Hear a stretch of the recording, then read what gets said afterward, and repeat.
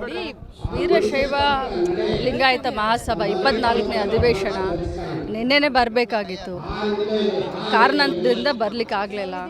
ಏನೇನು ನಿರ್ಣಯವನ್ನು ಮಹಾಸಭಾ ತೆಗೆದುಕೊಂಡಿದ್ವಿ, ಅದಕ್ಕೆ ನಾವು ಕಟಿಬದ್ಧವಾಗಿರ್ತೀವಿ, ಅದಕ್ಕೆ ನಾವು ಬದ್ಧರಾಗಿರ್ತೀವಿ.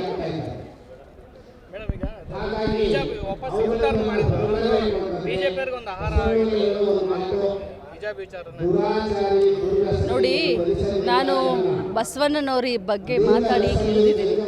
ನನ್ನ ಸಮಾಜ ಲಿಂಗಾಯತ್ ಸಮಾಜ, ನಾನು ಇವನವರವ ಅನ್ನೋದಿಲ್ಲ. ಈಗ ಹಿಜಾಬು ನಿನ್ನೆ ಮೊನ್ನೆ ಬಂದಿದ್ರೆ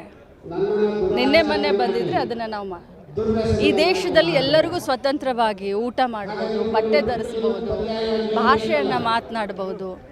ನಮಗೆ ಮೂಲಭೂತವಾದಂಥ ಹಕ್ಕುಗಳಿದ್ದಾವೆ. ಸೊ ನಾನು ಅದ್ರ ಬಗ್ಗೆ ಜಾಸ್ತಿ ಚರ್ಚೆ ಮಾಡಲ್ಲ. ನನಗೆ ಯಾವ ಬಟ್ಟೆ ಉಡಬೇಕು ಅನ್ನುವಂಥ ಸ್ವತಂತ್ರ ನನಗಿದೆ, ತಮಗೆ ಯಾವ ಬಟ್ಟೆ ತೊಡಬೇಕು ಅನ್ನುವಂಥ ಸ್ವತಂತ್ರ ತಮಗಿದೆ. ಏನು ನಿರ್ಣಯವನ್ನು ಮುಖ್ಯಮಂತ್ರಿಗಳು ತಗೊಂಡಿದ್ದಾರೋ ತಾವು ದಯಮಾಡಿ ಈ ಪ್ರಶ್ನೆಯನ್ನು ಅವ್ರನ್ನ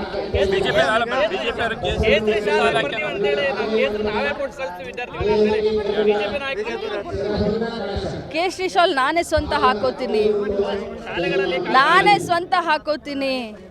ಈಗ ಹಿಜಾಬು ನಿನ್ನೆ ಮೊನ್ನೆ ಶಾಲೆಗೆ ಹಾಕೊಂಡು ಹೋಗಲಿಲ್ಲ ಮಕ್ಕಳು ಅಲ್ವಾ?